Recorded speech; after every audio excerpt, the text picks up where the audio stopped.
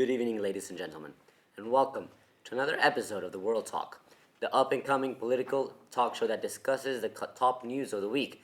My name is Carlos Zapata, and I'm joined here by Aidan Flanagan. Today, we're talking about the British elections, and since this is our last episode before we go on holidays breaks, we will be talking about how the current American political system is, and how who is leading in the polls and who would win if the elections were today. That's right. So, for our British politics part, we are going to be talking about the four major political parties and what they stand for in terms of the Brexit referendum. So, for our first party, we have the Conservatives. And their politics on this are very simple. They want to go ahead with the Theresa May deal that's been edited by Boris Johnson. And obviously they want to also leave the EU. They will increase funding for the National Health Service, and they will increase the police force by 20,000 people. Alright, and on the other side of the Conservatives, we have the Labour Party, the centre-left party. They are wanting a second referendum on Brexit to see if the population of the United Kingdom still wants to leave the European Union or not. They also propose increased funding for the NHS, just like the Conservative Party, and they want to raise the minimum wage in England and the rest of the UK from £8.5 to £10.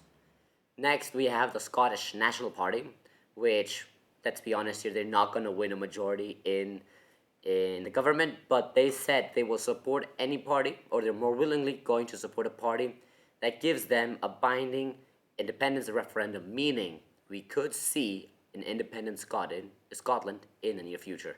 That would be quite interesting. That would be quite interesting. Okay, and so for our final party, we have the Liberal Democrats. They do not want a Brexit deal. They would like to stay inside the European Union.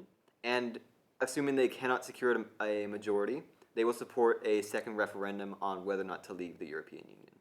Now, what's interesting about British and the UK politics is the way elections take place. So they use a first past the post system. This means that when a constituency votes for an MP, otherwise known as a member of parliament, they're indirectly choosing the prime minister. So, for simplicity's sake, let's say there are 10 constituencies in the entire United Kingdom. This is a lie, but for simplicity's sake. And 8 of those constituencies vote for Conservatives, 2 of them for Labour, and 1 of them for the Liberal Democrats. This means that since more MPs got voted as Conservatives, we will have the Conservative Prime Minister be the Prime Minister of the UK. This differs from other nations in which they directly vote for President or Prime Minister, like the US, for example. You vote for a person, and that person represents a party. In the UK, you vote for the party, and that a person that represents a party, and that indirectly puts the Prime Minister in power. It seems like an interesting system, to be honest. Why not just vote for just the prime minister itself? We don't question the way countries do their politics. We just discuss those politics. Another thing that's interesting here is that certain constituencies that have always been part of a party are now seeing a shift to another party. So, for example, in the north of England, what's typically been seen as a Labour territory is now shifting towards the Conservatives. This is interesting because it completely makes the election much more difficult to predict, because we don't know what constituency is going to vote for whom. Well, this could actually be quite interesting. I remember hearing about similar events back in 2016. I don't know if you guys heard of it. It was called the U.S. National Election for President. Everyone thought that many of the swing states would go towards one way because they've in the past voted the same way, and they all changed ground, and many of them end up voting for Republicans, which got Trump past the 270 electoral votes needed to become president. Do you think the Conservatives will have a chance of pulling the same strategy and getting those extra constituent votes? I don't know about the same strategy, but of course, the head of the Conservative Party is a much more radical person than before, with Boris Johnson now being leader of the Conservatives compared to Theresa May.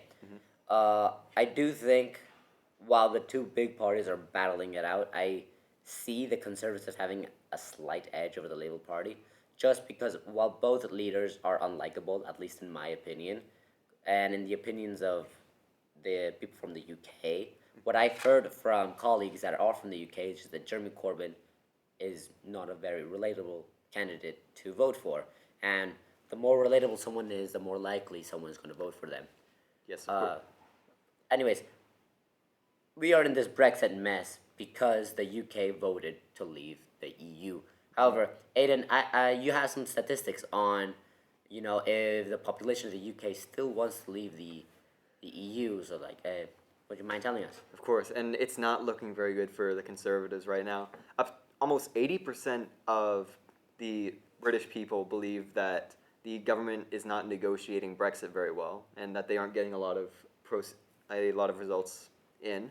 Many of them believe only about a little under 16% believe that the deals are going well, and some of them just don't even know at this point. So, what I'm understanding from this is that many people in the UK are shifting from leavers to remainers. Yes, exactly. Britain's also very divided on whether or not it wants to, or like what kind of deal it wants. So 23% of people want to leave with no deal, but also there's about a fifth of the population just doesn't know, and it's definitely a very hard time for the British population right now because this is a very big decision that they're making. Yeah, we see. It's always a big problem when it comes to big elections. Misinformed populations or misinformed groups of people that either don't know the whole story, and that can lead to unreliable or more extremists going into power, as we saw 2016 in the U.S. with President Donald Trump. Yeah. It's However, quite unfortunate. which way, like, if it was your pick, if it was up to you, which of the four parties that we have discussed, or the four major parties, do you think or do you want to win the elections?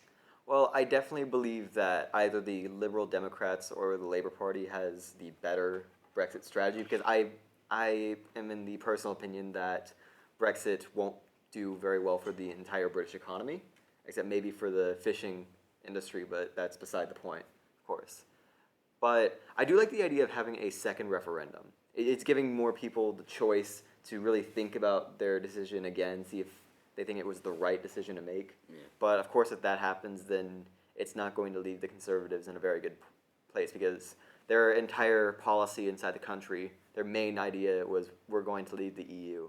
And not being able to get that done by a second referendum would be very politically damaging. And which I agree with you. I do think the Liberal Democrats and the Liberal Party have have a much better strategy when it comes to Brexit because I share your belief in I don't think leaving the European Union will do much good for the United Kingdom, and if the UK does leave the European Union, it could also start seeing a backlash of other nations leaving the European Union, like France or Spain and other nations that might not want to keep investing in the European Union. However, when it comes to like views or the way their ideologies are, I usually side with the Conservatives, except now for this 2019 election in the UK, I'm not supporting or I don't share the beliefs of any of the four political parties. So while I might usually agree with the Conservatives of increasing funding for the NHS or adding more general practices or their views in general, I don't agree with Boris Johnson's Brexit policy or how they've been handling the party in recent years. How about you, Aiden? In terms of ideology-wise, who are you most like? Well, ideology, I'm kind of a mix, to be honest. I'm definitely a mix of conservatives, Labor, and Liberal Democrats. But if I really have to pick a party that I'd support, again, I'd probably just pick Labor or Liberal Democrats, even though In general or in this election? in this election. But I think in general, I would probably side with the Conservatives, unless of course Boris Johnson is in power, because I don't like the guy very much. Well, we can say the thing about a current Republican leader in the U.S., Donald Trump. Let's not even go there. Interesting thing. Question here for you. What do you think independent Scotland would look like? In independent Scotland, it would definitely want to stay inside the European Union because Scotland is very pro-EU, obviously. One of the reasons they actually wanted to leave was to stay in this European economic zone. they would likely try to forge their own deal with the European Union if they were allowed to leave. But I'm not sure that any party in charge that's not the Scottish National Party would allow them to. Agree. Again, as they stated this, they're more likely to support a party that gives them a binding independence referendum. However, maybe a party wins a majority and they don't need the support of the SNP, meaning they won't be getting an independence referendum. Anyways, at the time of recording this video, the elections are tomorrow. So on our first episode back in January, we will of course discuss the results of the election. You guys might have already seen them and have your own thoughts on it, but we will nonetheless cover them here on the World Talk, share our own views with it, and if you want to share your own views, be sure to leave it in the comments below. Click that share button, click that subscribe button, and be sure to tune in January for season 2 of the World Talk. Now we're gonna move on and talk about how the current political climate is in the US, and if the front runner for the Democratic Party would be Joe Biden, the center-left candidate, against incumbent President Donald Trump, where the elections were today. We will discuss with a map who would win the elections. Right, so now we have a map of the US. We're gonna be discussing what if Joe Biden and President Donald Trump faced it off right now, according to the polling on each individual state, and each individual state has a number. That is the Electoral College. So Texas here is worth 38 electoral points, meaning whatever candidate wins Texas gets us 38 points. To win, a candidate needs 270, which is majority of the 538 electoral points available in U.S. elections. Yes. Last year, Trump beat Hillary in the Electoral College by gaining more electoral points than she did. However, Hillary Clinton did win popular vote, although the popular vote holds no power in American politics.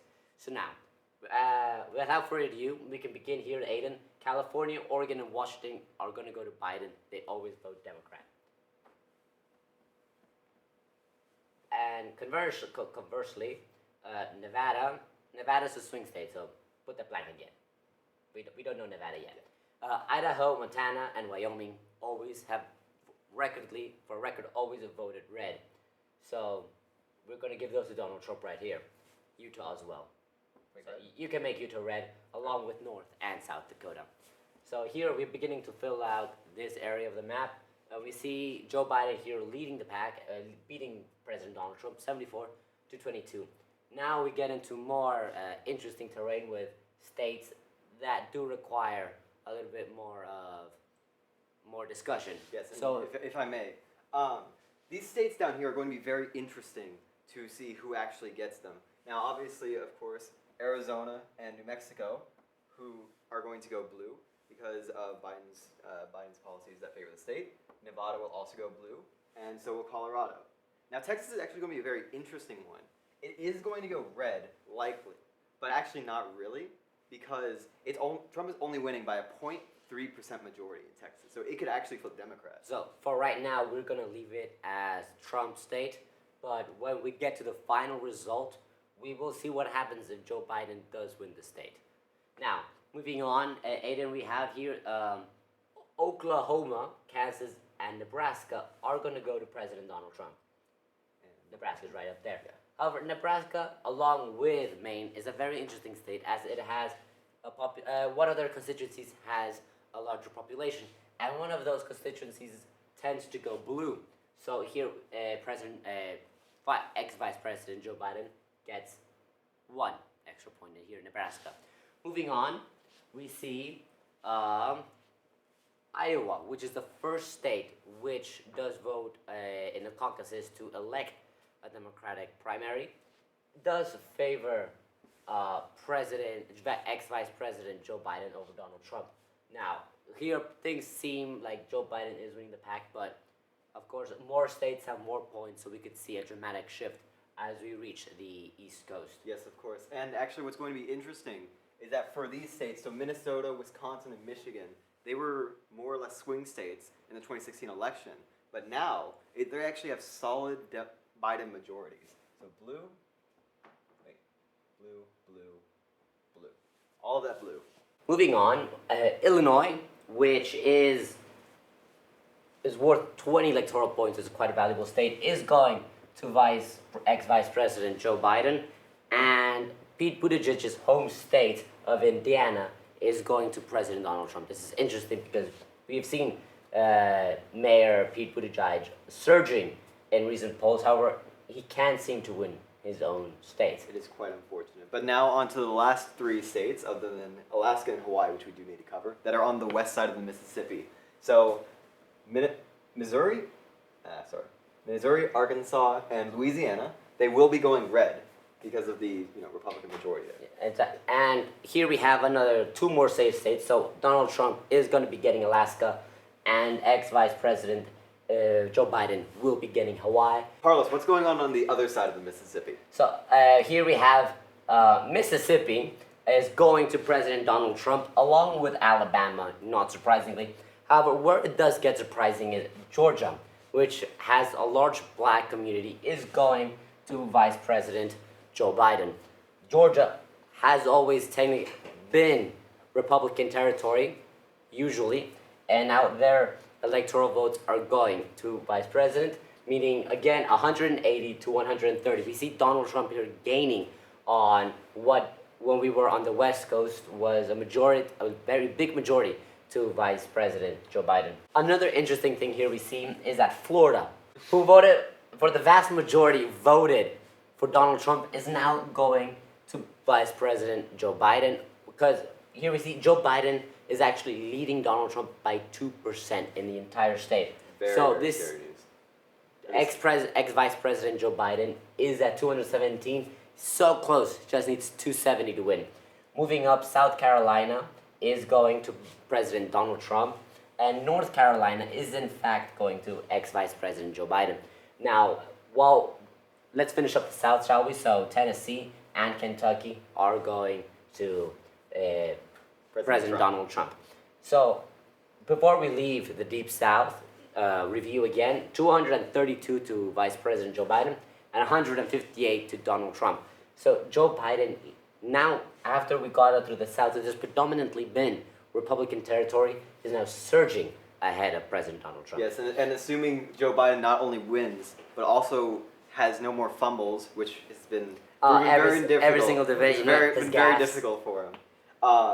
If he does manage to do both of those things, then it's looking very likely that Trump will lose to him. And we haven't even covered like the New England area yet. And this is if impeachment doesn't go through, because if impeachment does go through, things look very scary for the Republican Party. Moving on, Virginia is going to Vice President Joe Biden, and West Virginia to President Donald Trump. Ohio is actually going to Vice President Joe Biden, along with Pennsylvania, which voted for Donald Trump in the 2016 election with a vast majority. Well, now it looks like Joe Biden is already going to win. He already won. He's already at 283. Now, let's see by how much Joe Biden actually won through, because now we get to New England. New England is very strongly Democrat territory. So we might even see the Democrats beating President Donald Trump by much, much more than people anticipated when the general elections first started to ramp up. Shall we finish off New England? Of course. So, these District of Columbia, Maryland, Delaware, New Jersey, Connecticut, Rhode Island, and Maryland are all going to ex-Vice President Joe Biden, 335 to 163, and we're not even done yet. Wow. We're not even done yet. So let's moving up, New York, Vermont, New Hampshire, Maine. Maine has the same problem we see in Nebraska, in which one of its constituencies is actually vastly Republican. And here we have the final count. 374 to 164. This is in favor of ex-Vice President Joe Biden. This is very scary news if you're the Republican candidate, which is obviously President Trump right now, because he refuses to host any of the Republican primary debates. Well, he doesn't want to give, and I quote as President Donald Trump said, doesn't want to give any legitimacy to any of his opponents because they don't deserve it. Anyways, now we're gonna do a few scenarios here. As we said, Texas is only Donald Trump's by 0.3%. So what happens if this goes to Vice President Joe Biden? 412 to 126. You know, this is embarrassing for Yeah. President Donald Trump, especially after his ego got boosted after he won presidency. It is very scary to be a Republican nominee right now, especially with Texas possibly being a swing state. That could mean a lot for any Republican base.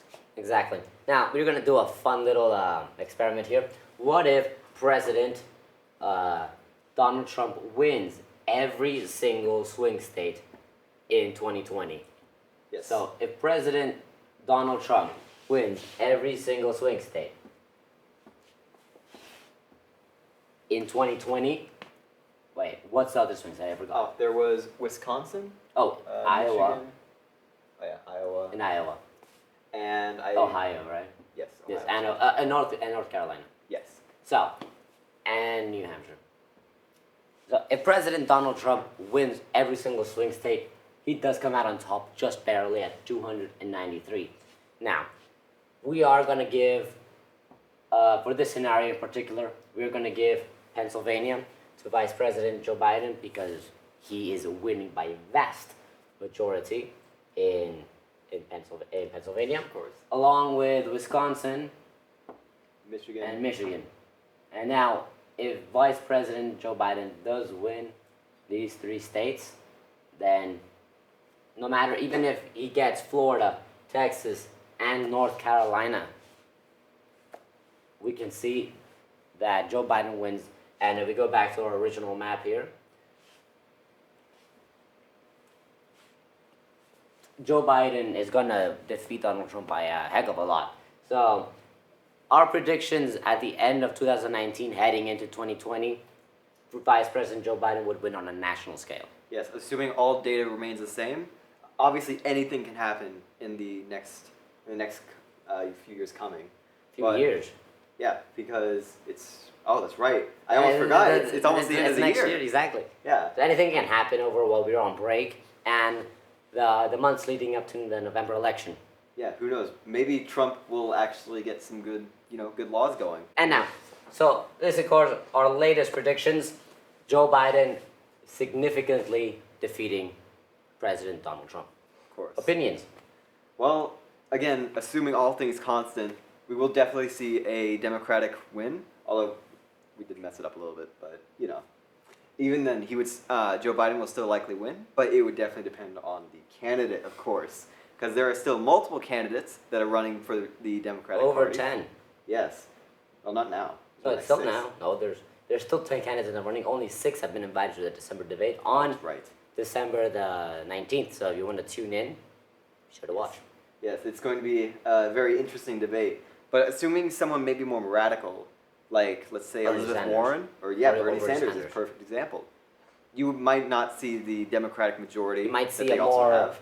evened out win for the Democrats, an even loss. Because as we saw, if we did the same thing with Pete Buttigieg, Donald Trump actually comes out on top. Yes, it's because Pete Buttigieg is one of the lesser in popularity candidates. Even though he's still in 4th place nationally. Yes. So now, right before we leave off, we have a few little headlines we're going to tell you because, of course, the UK and US politics are a huge topic, and we haven't been able to cover them all completely in the course of this episode. Yeah. However, a lot of news did happen over the week. So we saw the volcano exploding in White Island in New Zealand, which, I mean, no offense to the families who lost loved ones, but how dumb do you have to be to walk inside the volcano of an active volcano nonetheless? Well, there generally are signs, but I think the problem was there wasn't a lot of time. Does that make sense? But the problem is you're close to a volcano, so even if you aren't on the mountain, you are in danger of getting getting hurt. Yeah, by and you the bring up a volcano. good point, but the government of New Zealand has launched a criminal investigation into the explosion because obviously volcanoes, especially if an active one, need regulation. So whoever allowed them to go into the craters where you fall, is up for debate. Another very interesting news topic that happened today is, I don't know if you know, the human rights activist who's now the leader of Myanmar, is now defending Myanmar in The Hague against the Rohingya genocide, which I find, why would you defend the nation that It's mistreated you for the better part of 20 years? it's a strange it's a very strange situation because the military junta in charge of Myanmar has been actively crusading the Muslim minority in the country, and it's deplorable that she is now sort of like defending the thing that like likely hurt her most. Aung San Suu Kyi also holds great popularity within Myanmar, with billboards with her face plastered all over the country. Yeah. So we saw the U.S. Congress pass an act to help the Uyghurs in the north of China. However, one candidate voted against the bill. One candidate from Kansas was a Republican. Now, it's okay if you want to abstain. It's okay if you want to vote for the bill. But being the one person that votes against aiding a minority in what can possibly be said an enemy of the U.S., it's probably not the most popular thing to do, especially in your constituency with midterms in 2 years. I mean, there are definitely both sides that you have to look at. You would have to be able to understand that helping out this minority that's being persecuted in China could not only risk U.S. involvement in the region, but as well as, God forbid, throwing the country into head-to-head against China. But I do also see a similarity between after 9/11, there was a bill, I believe that George Bush presented to invade Iraq. Yes, and one person voted against it in the entirety of Congress. And 18 years later, we see how that has gone ended. now. And now we have one more emotional headline right before we end off the last episode, and the last episode of season 1. A Falklands War hero is being returned his own medals of honor after they were stripped for being gay, because back then during the Falklands War, homosexuality was illegal in the UK Army, and that just now is he receiving his medal of honors back. So for modern times, and congratulations and for returning the medals of honor to all of those who lost them while for being who they are in their sexuality. Yes, it's great that the men who were gay in the Falklands are now finally receiving the recognition they deserve. Yeah. And now, thank you for watching. I am Carlos Zapata, and I'm joined and my partner here, my Aiden Flanagan. Aiden Flanagan, but instead of partner, he's more like my co-worker and co-founder of the World Talk. This has been a great experience here as the first season of the World Talk. We hope you'll tune in January for season 2, which I promise you will be many more episodes than just 2 video ones and 4 audio ones. Yes. So thank you so much for the support and everyone who supported us along the way. A great big thank you to our cameraman, Eric Plime, and our tech manager, Ethan Fox. And who can forget our supervisor here at the ISB, Mr. Richard Green. Goodbye, and I hope you all have a lovely, lovely holiday break. It's been one hell of a ride, everyone. I can't wait to see you next year.